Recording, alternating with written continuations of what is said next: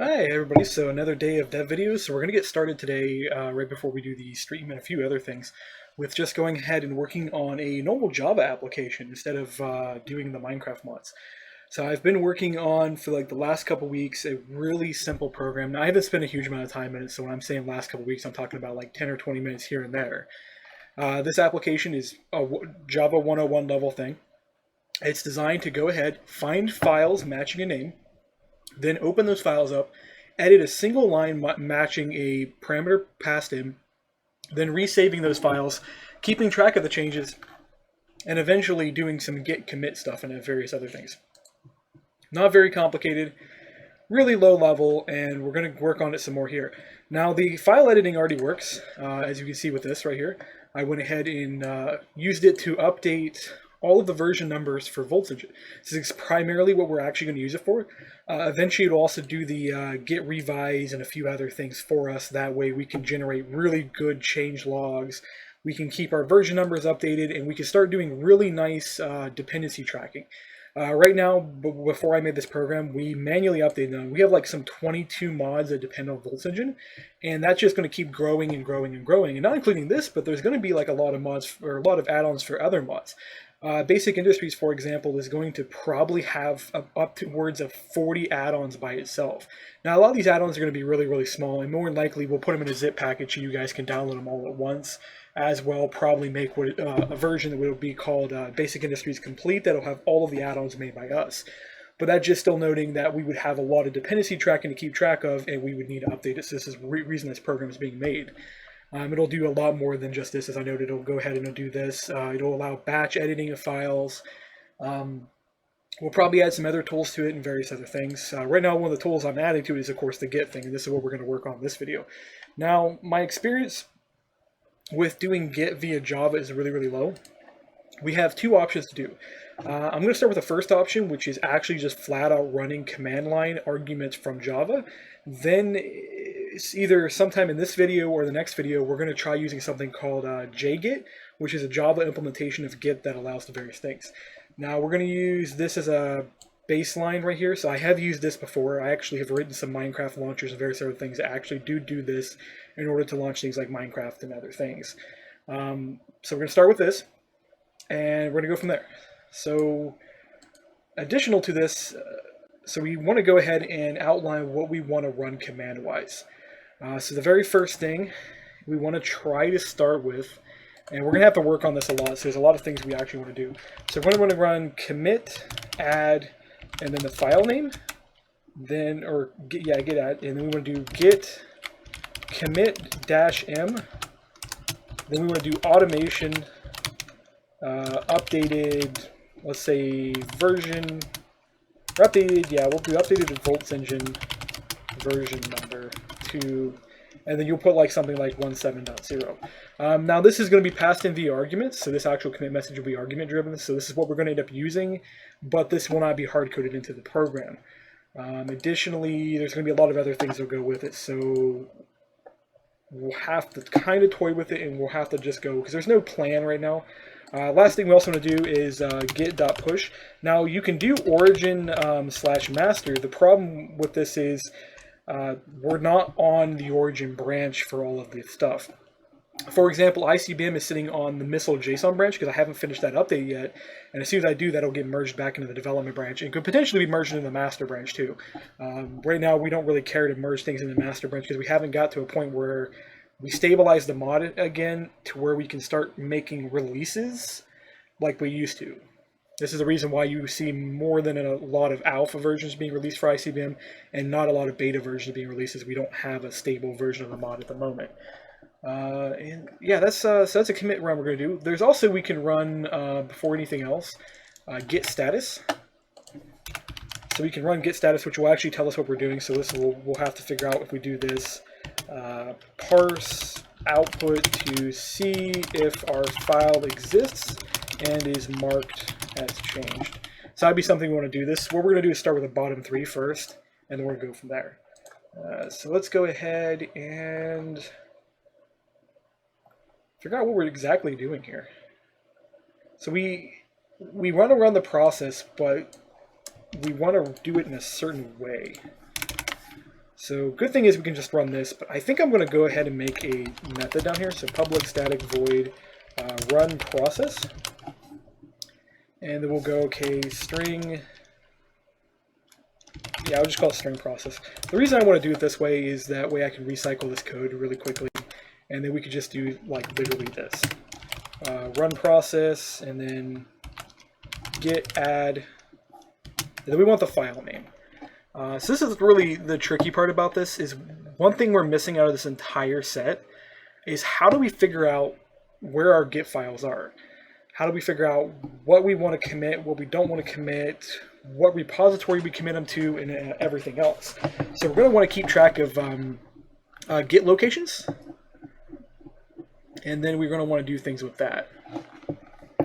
So we do have a list of edited files right here. We keep track of all the files we actually have made changes to. And then we want to do some other things. Speaking of which, I know one of the things when I was running this last time. So here's an actual list of all the edited files. Some of these actually should not have VoltzEngine version numbers in them. Item Cleaner, for example, I don't think is actually a VoltzEngine mod. And then we're getting other things like output files and various other objects. So we're going to want to work on this a little bit more to refine where it's looking for files. I've already added some more things to the git ignore, or not the git ignore, to the ignore system. So output, and source folder are now ignored. This actually, ignoring the source folder by itself improves the speed of the program because a lot of source folders are rather massive.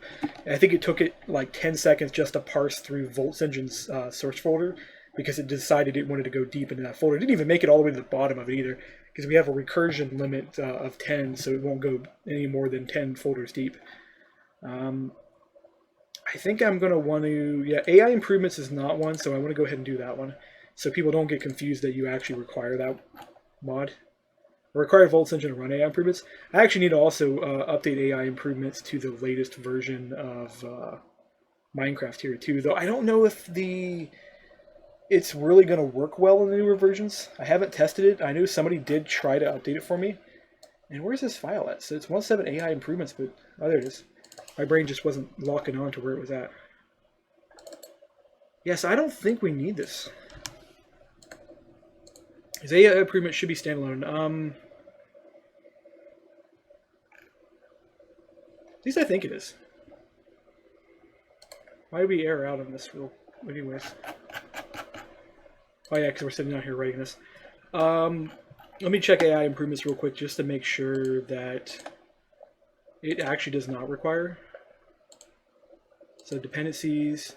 Yeah, so yeah, you can tell if it ever sees Z depths in one of the workspace here, then it is a raw Minecraft system. So that's good. We remove that. That should remove things. I don't know if that's going to break the build scripts though, so it's a good idea to just kind of... I will have to test that later. Probably a few other ones I want to go through here and remove them out of too, but we'll go ahead and just get this set up, and we'll start with just getting it to crate commits, and then we'll go test a few other things. To prevent issues, I probably should make a test branch. Probably should do a couple things here actually. So we got this, and we want to put this in a try catch, so that way we can catch errors if it fails. We're going to want to do a Boolean process. That way, if we do error out, it will actually go, hey, it failed. So we'll return false if it fails. If I can type today too. I've been awake since like 2 in the morning, and I can already tell today's going to be a little bit of a rough day. So we'll do process here. What else do we need to do? So if we look at this real quick, there's a few things we actually do want to work on. We do want to capture the output. We want to read any errors. Now I'm going to go ahead and just copy all this code. Now it's a bad idea to copy code, but don't have a super amount of time to just sit here and write code all day. So we're going to go ahead and copy this. I understand what the code does, and we can do a various other things. So output errors. I kind of want to combine these two together because there's no reason why we can't. But so we'll just do this and We'll just do this. We'll change these around a little bit to make them a little nicer.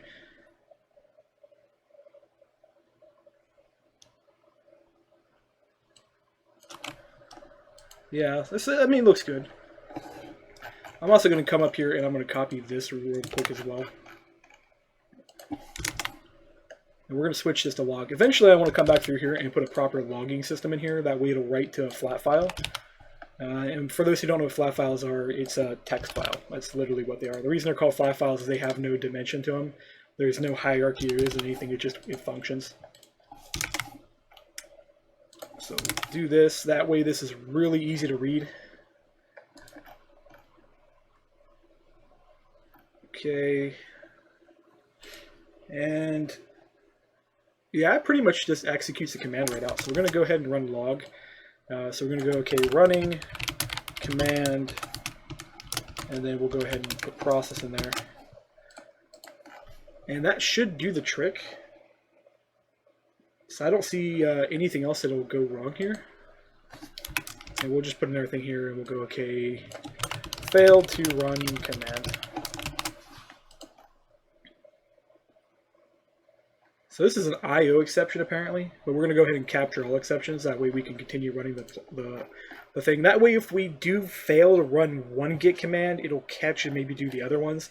There are times when you run a command like this that you can have problems.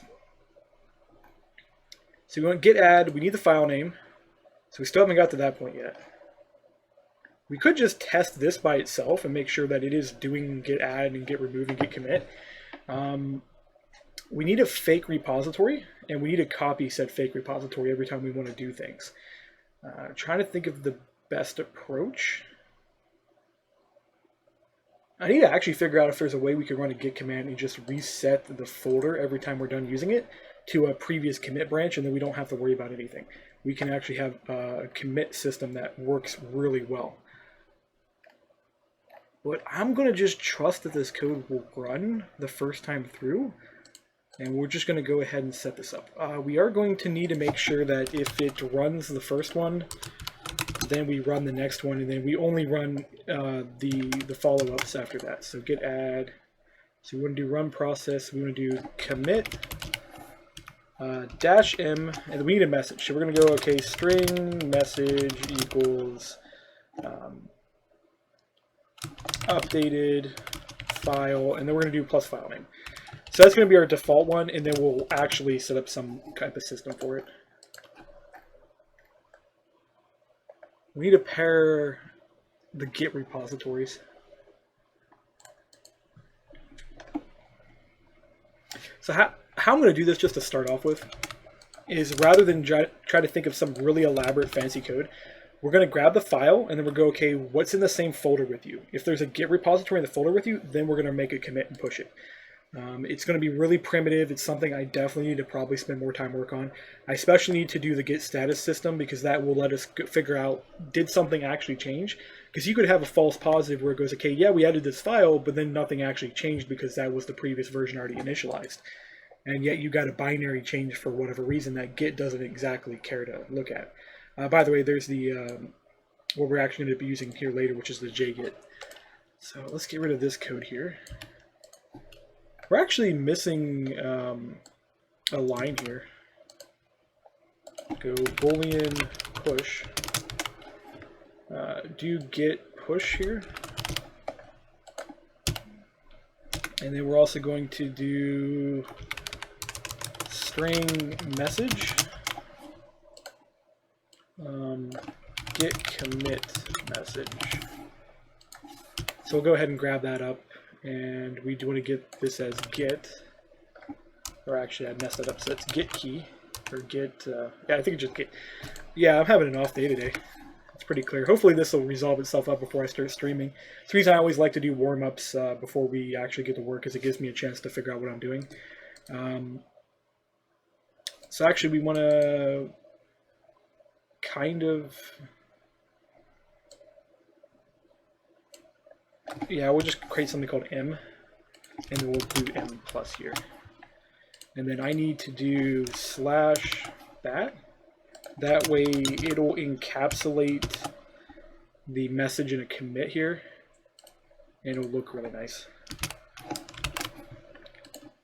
Okay, so we still need the file name. Luckily, we actually can get that, so we'll go file.getName, so that's good. We also need to do that up here. So git add file name. That should work. So run process, Now what we also need to do too is if it fails here, to do reset git branch to prevent issues. So if we ever do have an error that runs, we want to make sure we clear out what we just did. So that way when somebody comes through and tries to run a command here later, we didn't just fuck the repository up. Because after all, I do plan to release this software for everybody to use. It will not be under Creative Commons. It will still be under my normal license, but it'll be where you could just do whatever with it. I don't really care. We'll put it up on the site and everything. Okay. So yeah, so git add. So we add the file, commit the file. Now what we want to do is I'm going to go, okay, if do push, then we want to run the very last part, which is going ahead and pushing the repository. And then we also want to make sure we have some kind of system here where we clean out errors. So we go, okay, if reset to prevent issues. The problem with resetting once you run like a git push is that you don't know if that commit actually did work or not. We would have to read the output and everything, but we could go, okay, so if push failed, make sure we actually log that there was a failure. We also actually probably should log as we go here. Actually, no, it logs for us when it runs the process, so we don't have to worry about that. What we can do is, actually, we don't need a log really. We just need to make sure that we come back through here later and just take care of everything. So that's good right there. So we got a message, and then what we're gonna do is up here we're gonna go, okay, if message equals null, then we want to do that, and additionally. So yeah, we'll grab this here, put that, so message equals, and we want to do %filename, %. The reason I'm doing that is that way I can go ahead and do a sudo replace here. So we go, okay, message.replace %, actually it isn't really sudo, I don't know why I'm using that word exactly, but we can do a replace here. That way it's real easy to work with these files.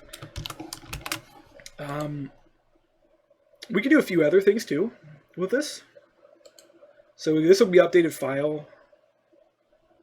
And we can figure out what line we change to.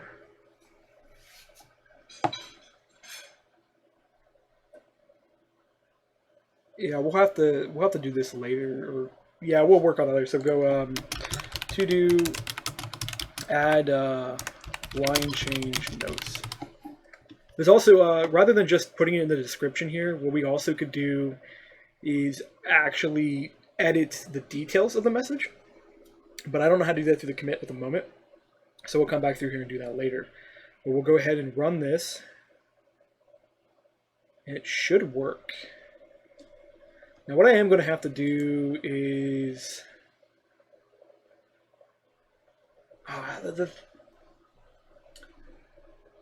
Actually, I got an idea. So in order to test this, I want to go really quickly, change this back to a 6.0, run it, and then we're going to do the chest to git commit in a second. So we'll run this. This won't actually commit anything. So it'll find all the files, and then there when it goes, hey, we changed all this stuff. Then we're going to run it again with the actual changes here. Hit apply. And what we also want to do is add all the rest of our stuff here. Now I'm going to have to go ahead and copy this. So I'm going to go do commit. Now I'm just going to go ahead and test the commit thing here, and I want to test this on one repository at a time right now. So that way, if I break it really bad, I only broke it on one mod and did not break it on like 30 mods, and I have to go fix them.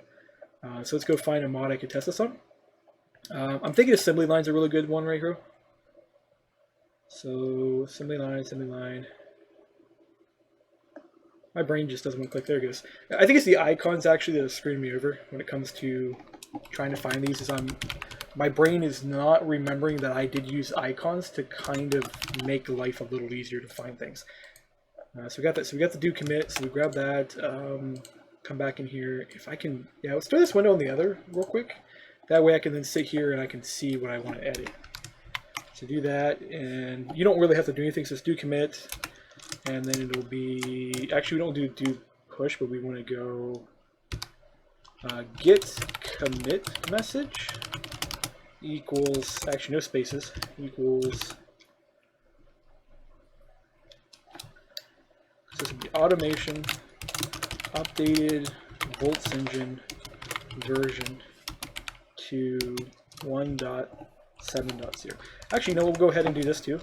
And we'll go, so we don't have a really good way to do this.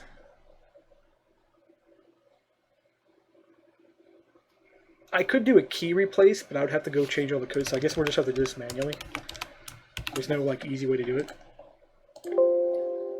Okay, we pull this back over here, hit OK, and we'll go ahead and run this. Now, before I run this, let's go ahead and open up GitKraken, and let's queue in on assembly line. Now it's already going to note that there's a file change because I haven't updated this repository in a while, and the last version we had in here was 1.4, but we're at 1.6 now. I don't get why it's changing the line below it. Probably something I'm doing to the file read-write system.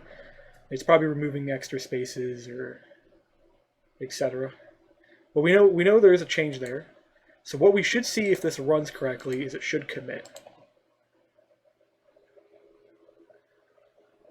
Okay, no errors. Nothing to commit. Did not match any files. Okay, so something failed. So if you open this up, yeah, we got no commit message. Why did it find the file though? So it goes, okay, Gradle properties did not match any files. Add Gradle.properties.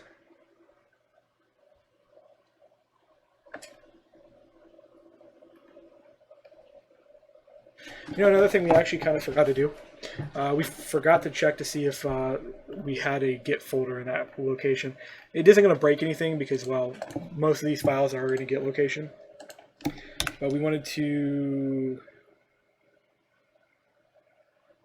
yeah, we need to make sure we have an actual file here. So I'm going to go, okay, if new file, file.gitpath, and then we go .git .exists.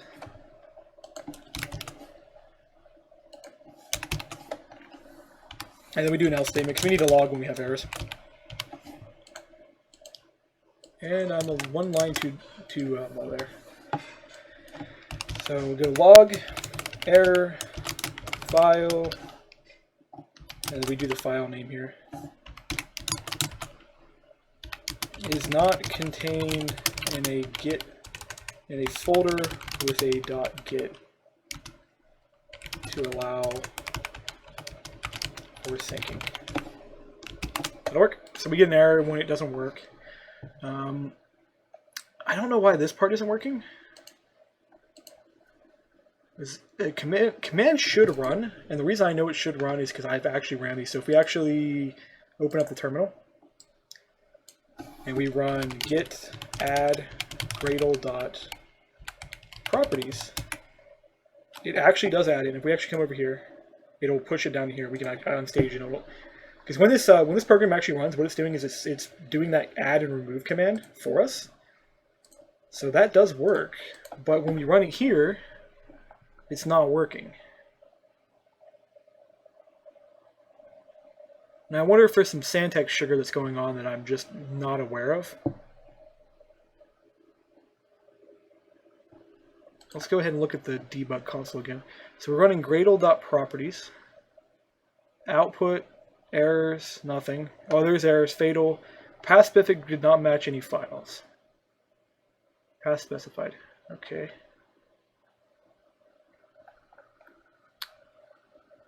Replacing line in file. I know what's wrong.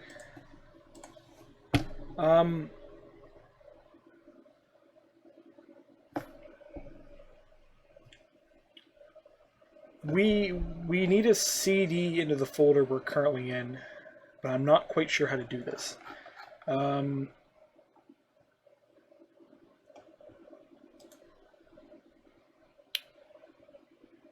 Can I specify the run folder? I think I can, so let's take a look at this method. So there's a directory, and there's environment properties.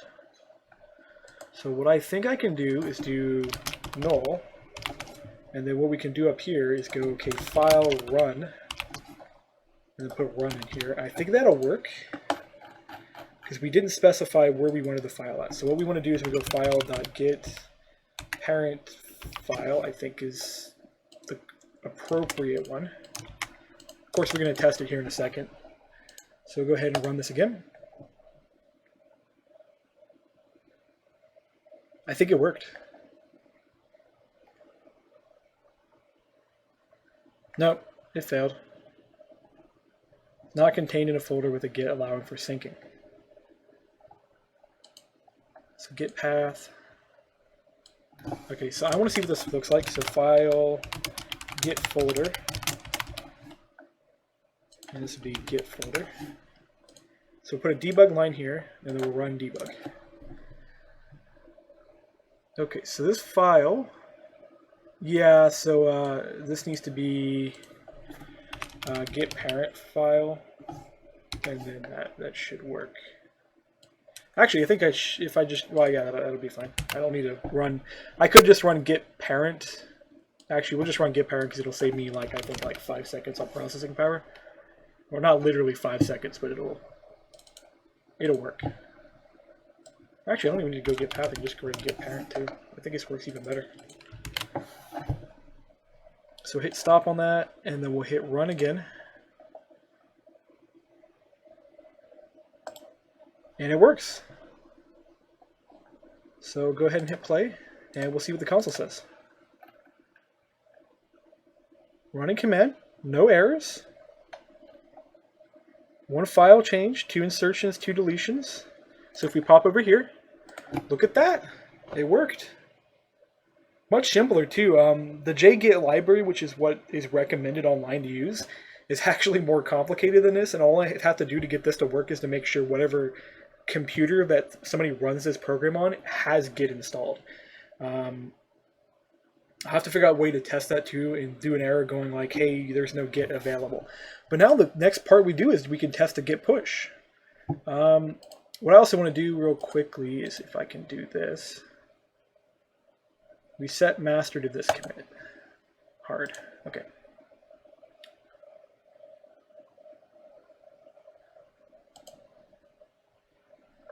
How do I... Oh, I know there's a way to do this. Reverse commit, reset. I didn't want to push. Shit.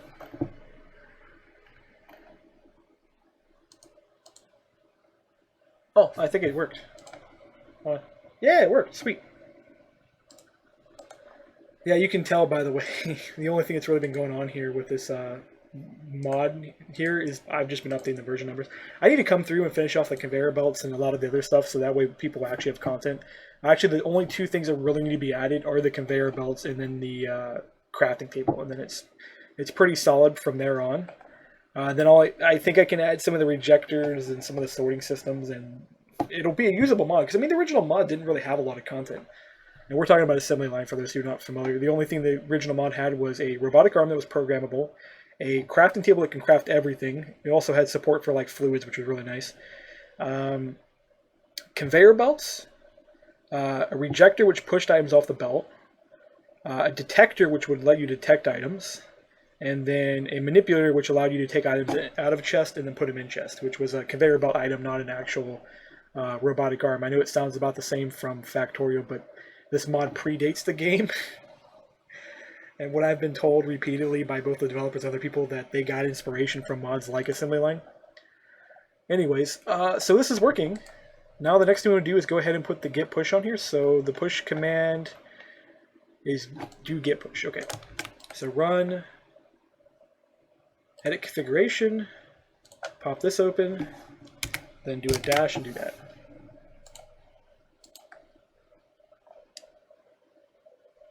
You know, I just noticed this leads you to believe I'm talking about the Minecraft version. Anyways, okay, so we just want to run that again and see if it works. So we saw the file change pop up. 2 insertions, 2 deletions. I believe it just pushed. It worked. That is impressive. This program didn't take too long to make, and it's going to save like people like DMod literally hours of work every week. Because every time we update the VoltzEngine, we have to go update all 20 of those mods if we want them to stay to the latest changes. And it takes a lot of work to do that. And it's not the only thing we actually do. There's a lot of other things we do, but when DMod works on the repositories, that's one of the main things that takes away most of his time, is actually updating version numbers and making sure everything's the same. This now allows him to update not only VoltzEngine, but he can go in and update, say, for example, coding lib, chicken code cores, NEI, JEI. He can just really quickly go through and update all the version numbers, and he doesn't have to set a global version number for all of our mods, which is what we're currently doing to save time. Instead, he can go, okay, this mod is specifically for this version, and then he can come through and update it when we actually update the stuff. Although that exact use case is not very powerful. Anyways, let's go ahead and test to see if we can do a mass spam of my GitHub repository in like 5 seconds. Hopefully Git doesn't freak out and think I'm DDoSing them. I've heard when you use automation, if you don't use their API and you do stuff like this, sometimes you can get your commits rejected. But I don't think that will actually happen because we're only going to do like 20 commits.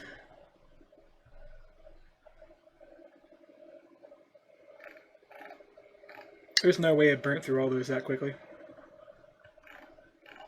Oh no, it's okay. So it's got to wait for each of the commands to run. Actually, I don't think it even has to wait for the commands to run. I think as soon as it's done running, it's good to go.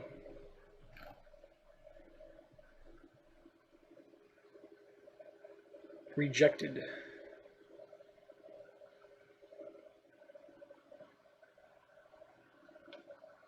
Ah, what?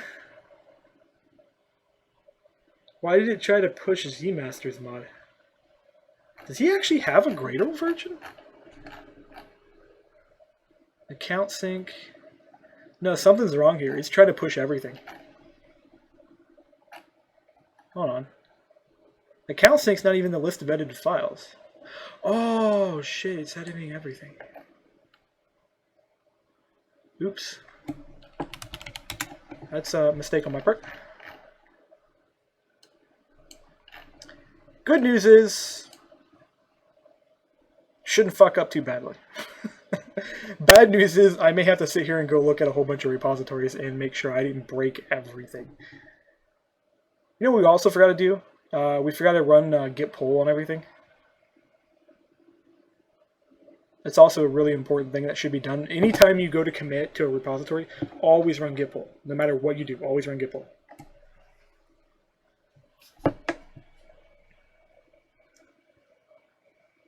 Did it actually run?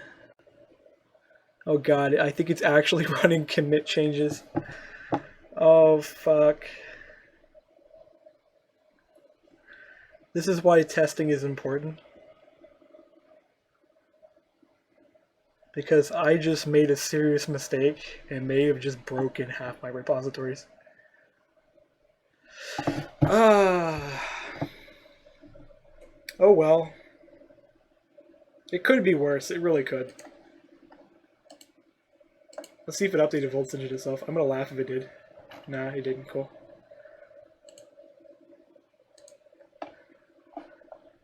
So if we pull this over here,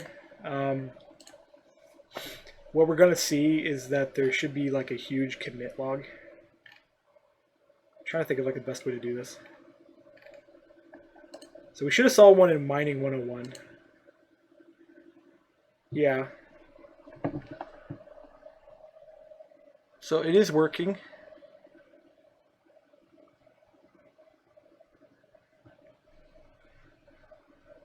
I mean, functionally it's working. we'll probably have some problems. Like, for example, if you notice on this one, we had a different type of format for this. This is to note that the minimum version you can have is 0.6.1, but it'll allow anything above that.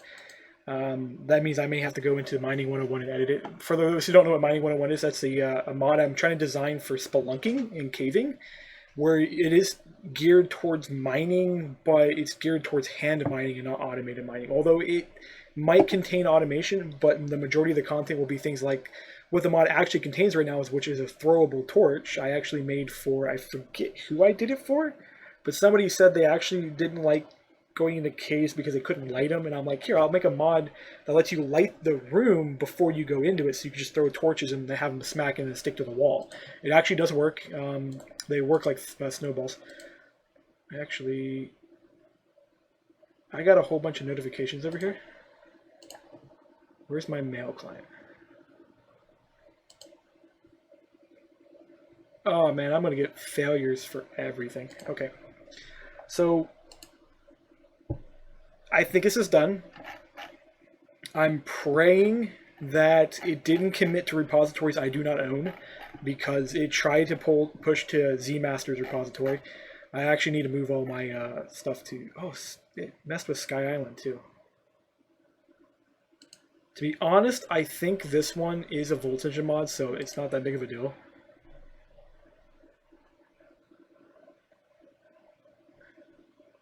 I also need to give... what I need to do too next time I do this is I need to run with a different set of credentials, so it's not running with my username, it's running with its own. That way it'll go, okay, I'm the Git bot, and it'll just upload with that. So that way I can then leave it on an automated process, so every time I update the VoltzEngine number, go, oh yeah, you updated VoltzEngine number, let me go through all the mods really quick and update them. It's something we are considering doing with the build servers, to go ahead and do a lot of automated processes. This includes updating the wikis automatically, updating version numbers, downloading dependencies, building files, testing things. When we get Mr. Smith functional, one of the big things we're going to do is a ton of automation. I'm actually planning on going out when I get that done, because hopefully I'll get money off that mod, or not mod, piece of software, that I'll be able to go out and buy server space to run automated tests. And for those who try to understand what I'm talking about, Mr. Smith is a automated test system I'm building to test software as if a user was sitting there clicking the mouse, running the keyboard. It's meant to be a fully autonomous system that would launch a game like Minecraft, but it doesn't have to be Minecraft. Say somebody wanted to test IntelliJ, they wanted to test something like, say, dragging this up and down. This is something really hard to do with current automated testing because you have no way to confirm it. But if you run a piece of software that runs like a user, and you give him keyboard and mouse, you can tell him to run some macro commands and stuff, and he could just do this, realign this stuff over here, do this, and then through a little bit of AI work, you can then figure out if it's operating as expected.